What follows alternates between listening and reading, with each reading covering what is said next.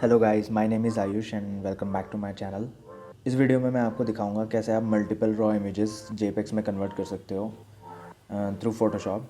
इस प्रोसेस को हम बैच प्रोसेसिंग भी कहते हैं।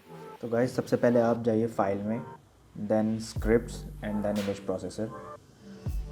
सबसे पहले यहाँ पे फर्स्ट उसमें आप वो फ़ोल्डर सेलेक्ट करेंगे जहाँ पे आपकी रॉ फाइल्स पड़ी है। तो मैंने यहाँ पे अपना फ़ोल्डर ऑलरेडी बना रखा है जिसमें मेरी सारी रॉ इमेजेस पड़ी हैं टेम्पो। उसके बाद आपको सेकंड उसमें अपनी डेस्टिनेशन सेव करनी है जहाँ पे आप अपनी जेपेग सेव करना चाहोगे। तो मैंने डेस्कटॉप पे न्यू फोल्डर में सेव कर लिया है जेपेग फोल्डर के नाम से।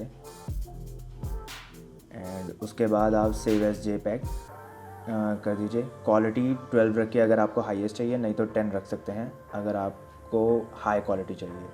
12 हाईएस्ट है।